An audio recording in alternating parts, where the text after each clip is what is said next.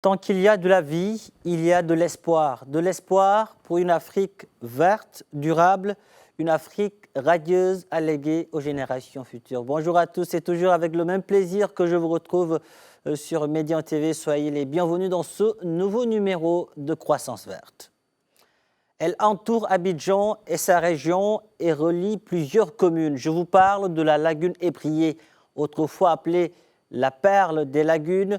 Ce trésor écologique, carrefour historique et artère vitale pour l'économie de la Côte d'Ivoire a perdu de son éclat à cause de la pollution des eaux. Comment lui permettre de retrouver son lustre d'antan? Réponse dans la première partie de cette émission où nos reporters nous plongeront au cœur du poumon bleu d'Abidjan. La deuxième partie de cette émission nous conduira à Dakar, précisément dans le département de Keur-Massar, où les autorités veulent faire de l'accès à l'eau potable partout et pour tous une réalité. Mais en attendant d'y parvenir, les populations sur place tirent la sonnette d'alarme et se tournent vers les installations d'eau filtrée. Avec nous, pour nous accompagner durant toute cette émission, Thierry Koraba Mondésir, docteur en géographie physique et environnement à l'université Félix Houphouët-Boigny d'Abidjan. Il est aussi le chef du réseau de recherche thématique sur les changements climatiques et santé du CAMES. Thierry Koraba Mondésir, bonjour et merci d'avoir accepté notre invitation. Bonjour et merci à Midi 1 TV. C'est tout un plaisir de participer à cette émission pour éclairer la lanterne de vos auditeurs sur des questions environnementales qui nous tiennent à cœur. Alors, Thierry Mondésir, vous travaillez aussi sur les hydrosystèmes et les facteurs de leur dégradation. Vous êtes à Abidjan et vous avez beaucoup de choses à nous dire sur la lagune Ébrié, ce trésor écologique, économique, mais aussi culturel qui a perdu de son éclat, pollution, rejet industriel, destruction de la biodiversité. Les ONG aujourd'hui tirent la sonnette d'alarme et sonnent la mobilisation pour sauver ce trésor. La lagune Ébrié entre richesse naturelle et pollution, c'est ce que nous allons voir tout de suite dans ce reportage de Mel Berchel, Ferdinand Kouakou et Eustache Kouakou et on revient juste après à vous.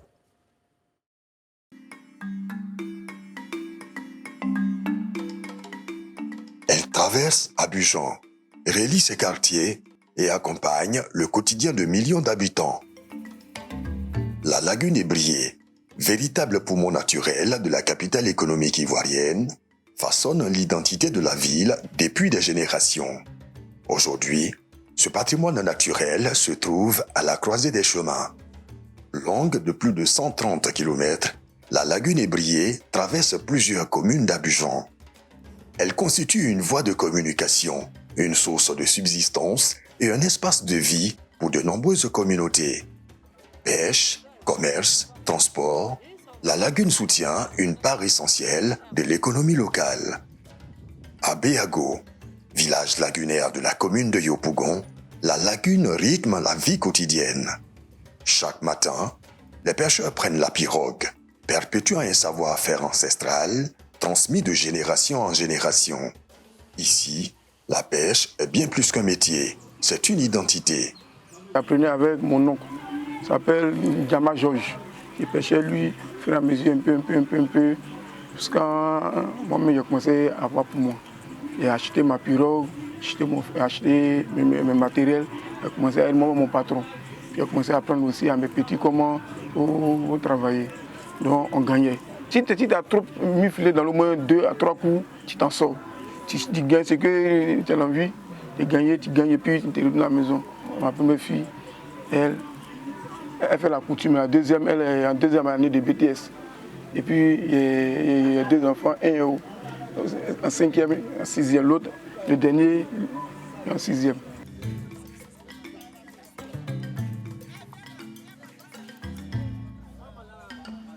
Autour de la pêche s'organise toute une chaîne d'activités. De la pirogue au marché, la lagune Ébrié fait vivre toute une économie.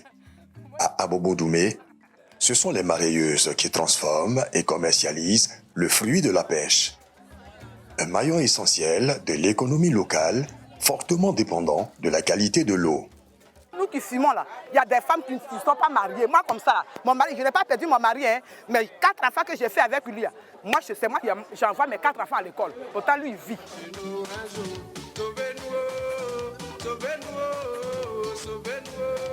Mais cette richesse naturelle montre aujourd'hui des signes inquiétants de fragilisation. La qualité de l'eau se dégrade, les poissons se font de plus en plus rares et le cadre de vie des populations riveraines se détériore. À l'époque, les enfants partaient pêcher avec les amis directement pour venir nourrir les familles. Maintenant, tout est bloqué. La lagune est devenue dépotoir. N'importe quoi.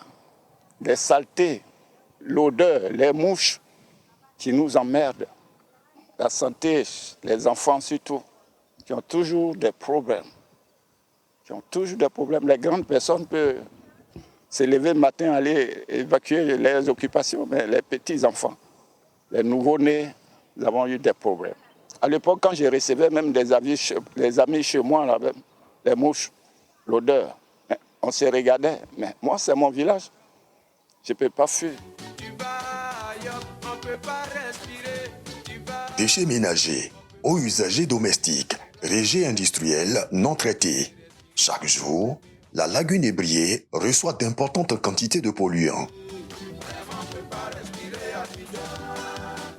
Une pollution progressive, parfois invisible, qui menace la biodiversité et l'équilibre écologique de ce vaste plan d'eau. Pour les spécialistes de l'environnement, la situation est préoccupante. Au-delà de l'écosystème, c'est aussi la santé des populations qui est en jeu. Il faudrait qu'on passe à la vitesse supérieure. Parce que moi, j'ai tendance à dire la pollution de l'environnement, nous sommes en guerre. Moi, j'ai tendance à le dire, nous sommes en guerre. Parce qu'aujourd'hui, il y a véritablement des problèmes. On voit des cancers partout, on voit des problèmes respiratoires partout, des acariens, des particules fines, les PM2,5, PM10, PM1, les nanoparticules qui sont très dangereux. Les nanoparticules, imaginez-vous, les PM0,1, c'est-à-dire les particules fines dont le diamètre est inférieur à 0,1 nanomètre. Donc ce qui veut dire, pourtant, le cheveu est environ 70 micromètres. Donc un PM0,1 est 700 fois plus petit qu'un cheveu. Imagine si cela rentre dans le corps. Ça va directement dans le sang, dans les poumons et c'est un véritable problème.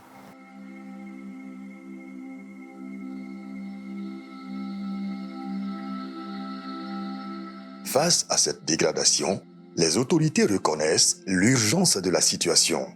Des actions sont annoncées pour limiter les sources de pollution, renforcer les contrôles et préserver la lagune ébriée. Par semaine, on arrive à collecter pratiquement plus de 30 tonnes de déchets. En bordure de Saint-Paul a quand même disposé des bateaux amphibies, avec lesquels nous essayons un temps soit peu d'enlever les plastiques qui flottent, les bouteilles en plastique qui flottent sur le plan d'eau lagunaire. Mais c'est ce que nous pouvons faire. Mais quand je parle de la ville d'Abidjan, vous voyez toute la surface du plan d'eau lagunaire autour d'Abidjan, toutes les baies lagunaires qui sont impactées, il faut les visiter. Parce que la pollution, elle est urbaine. Et les acteurs de la pollution, c'est les populations, c'est les industriels. Et souvent, des dépôts sauvages qui sont souvent autour de la lagune, qui vont se constituer. Si on maîtrise bien les sources de la pollution, la lagune va sans dire qu'en quelques années, pourra retrouver son lustre d'antan. La lagune ébriée est une richesse naturelle aussi précieuse que fragile. Sa préservation ne relève pas uniquement des pouvoirs publics.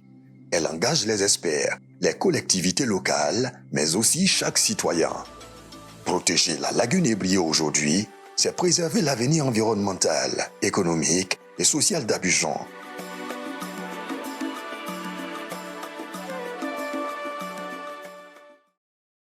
De croissance verte et nous restons à Abidjan où nous attend toujours notre invité Thierry Koraba Mondésir, docteur en géographie physique et environnement à l'université Félix Houphouët-Boigny d'Abidjan. Thierry Koraba, vous qui avez tant travaillé sur les hydrosystèmes dans lesquels nous retrouvons justement ces lacs et lagunes, qu'est-ce que cela vous fait d'abord en tant qu'Ivoirien de voir ce poumon économique, écologique et culturel d'Abidjan perdre de son éclat?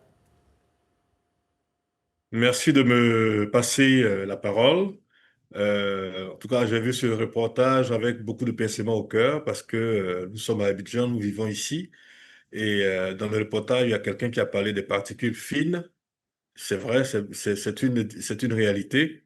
Et en tant qu'Ivoirien, c'est vraiment c'est un petit pincement au cœur parce que nous sommes ici, nous vivons. Il y a cet aspect qui est beau, mais il y a les dessous, hein, il y a l'envers du décor qu'on nous a présenté et c'est vraiment pas très réluisant pour le spécialiste que je suis. Cela dit, la lagune ébriée est un complexe, on dit un complexe lagunaire, parce qu'il n'y a pas que la lagune, il y a deux annexes au nord, la lagune à Adien et la lagune Potou. Et ce sont des enclaves qui reçoivent de l'eau douce et qui peuvent être consommées. Mais aujourd'hui, il y a la pression urbaine à Abidjan qui fait que presque toutes les règles de préservation, de sauvegarde environnementale ne sont pas respectées. Il y a Justement, comme une sorte, voilà. Donc, il justement, y a Thierry comme une sorte, Koraba, oui, vous l'avez oui, dit, la lagune ébriée, c'est un trésor naturel aujourd'hui menacé par la pollution, ce qui a des conséquences directes sur la qualité de l'eau, mais aussi sur les ressources halieutiques.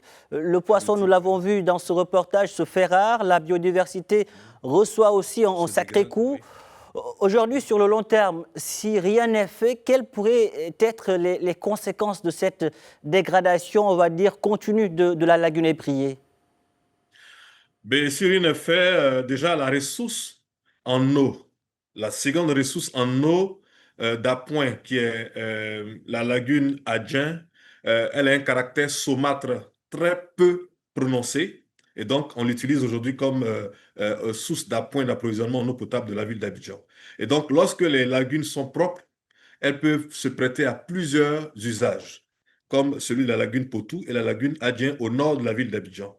Mais à cause de la pression, de la mauvaise gestion des eaux usées, de la production de près de 280 tonnes de plastique à Abidjan, on a une population de près de 7 millions d'habitants qui font pratiquement, pour un ratio de 0,64 kg de déchets par individu, ça fait près de 4 800 000 tonnes de déchets 4 800 000 tonnes, pardon, 4 800 000 kilos, soit 4 800 tonnes de déchets qu'il faut juguler. C'est vraiment difficile à pouvoir le faire maintenant. Et cela a des impacts sur la qualité de l'eau et les écosystèmes. Il n'y a pas que ça, parce qu'aujourd'hui, il y a la pression de l'urbanisation qui fait que il y a les mangroves de Eloka, les mangroves de Vitré, qui sont à l'est d'Abidjan, qui ont aussi été touchés par cette frénésie de dégradation par la D'accord. pression humaine. Aujourd'hui, c'est assez compliqué de pouvoir trouver une solution pour qu'on puisse l'arrêter parce que il y en a même qui viennent avec comment on appelle ça, il y a des machines qui prennent le sable et qui construisent de nouveaux pôles d'air pour construire des En tout maisons. cas, Et donc, en tout, voilà. en tout cas, Et Thierry donc, Koraba, oui, oui. en tout cas, aujourd'hui, les autorités reconnaissent l'urgence de la situation. Des mesures ont été Oui. prises pour dépolluer la lagune. Aujourd'hui, selon vous, qu'est-ce qui devrait réellement être fait, notamment avec les populations, pour que la lagune puisse retrouver son lustre d'antan? Mais je pense qu'en amont, il faut que les populations elles-mêmes fassent de la sensibilisation. C'est-à-dire les autorités font de la sensibilisation et qu'on puisse faire des capsules au niveau des médias pour montrer la dangerosité des rejets liquides et des rejets solides qui sont à l'origine de cette pollution domestique. Mais il y a également la pollution industrielle. Comme l'élément l'a évoqué, effectivement, en 2006, on a connu les déchets toxiques qui ont pollué avec l'hydrosulfure. Enfin, il y avait des composés volatiles très dangereux qui ont été importés en Côte d'Ivoire et qui ont pollué le sol et les eaux. Parce que tout ce qui est pollution du sol, ça retombe malheureusement dans le système lagunaire. Et comme c'est un système qui est enfin, qui est intégré, et donc tous ceux qui vont polluer sur le sol, hein, sur le bassin de la rivière Mé, sur le bassin du Gourou, eh bien, tout ça, ça retombe dans la lagune et D'accord. l'excès de déchets peut constituer une source de pollution pérenne. Donc, il faut forcément sensibiliser les Il faut populations afin sensibiliser les qu'elles puissent populations. avoir une très bonne éducation Vous l'avez pour dit, mieux juguler voilà, ces choses-là. Thierry Koraba, vous l'avez dit, il faut sensibiliser les populations. En tout cas, nous l'avons vu dans ce reportage, il y a encore des défis à relever dans la gestion de l'eau en Afrique. Il faudra des mesures fortes pour que nos cours d'eau soient protégés, mais aussi pour que nos populations aient accès à ce liquide précieux. Sur ce, nous allons nous rendre au Sénégal, où la gestion durable des ressources hydriques et le traitement des eaux usées est au cœur des priorités du gouvernement. En attendant, dans le département de Keur Massar, certaines familles s'approvisionnent difficilement en eau potable. C'est un reportage de Sirmi Boukaka et Sanoussi Sani. Keur Massar, à plus de 20 km de Dakar, ce département comprend plusieurs communes, dont Keur Massar Nord, Keur Massar Sud, Diaraï, Parcelles et Malika.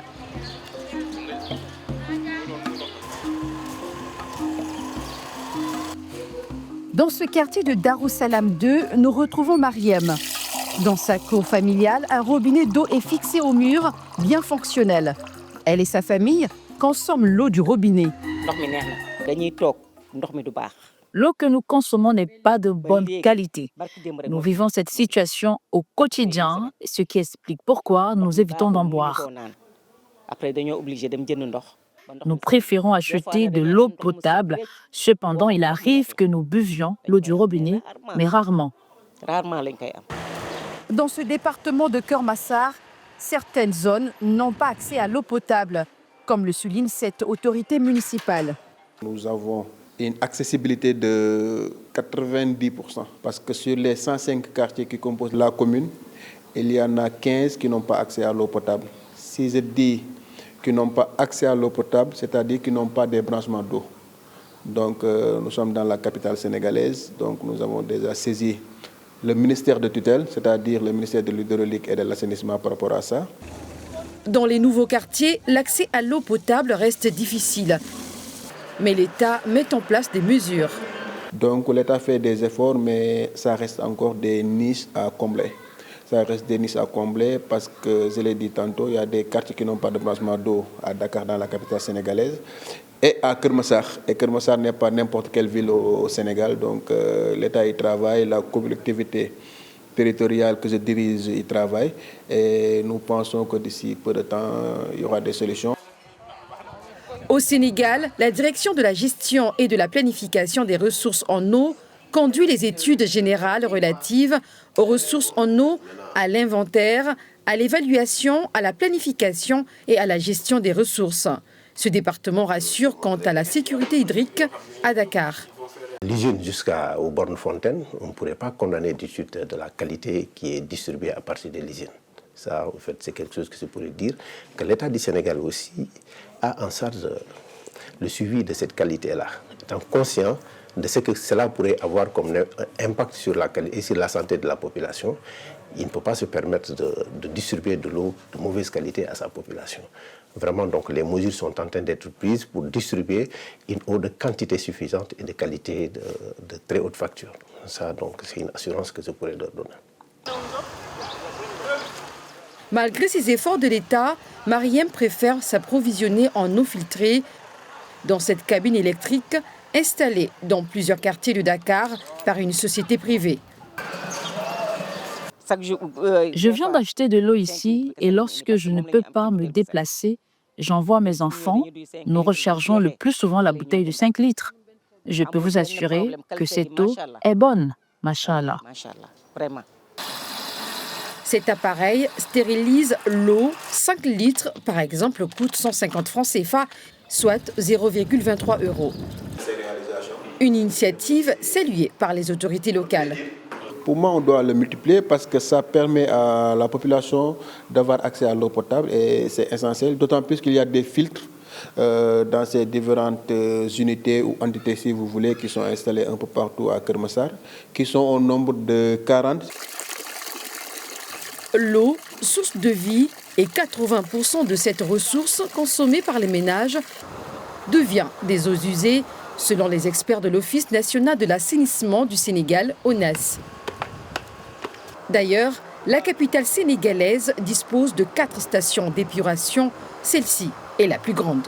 Nous avons différentes phases. Donc une phase de pré-traitement où nous enlevons de l'effluent tout ce qui est huile, graisse, tout ce qui est objet, c'est-à-dire les déchets solides sont enlevés. Maintenant, à partir du pré-traitement, nous avons une phase de décantation où nous produisons de la boue.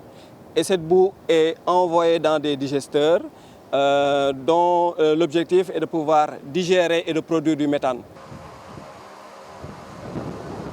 Cette station a une capacité d'épuration de 92 000 m3 par jour.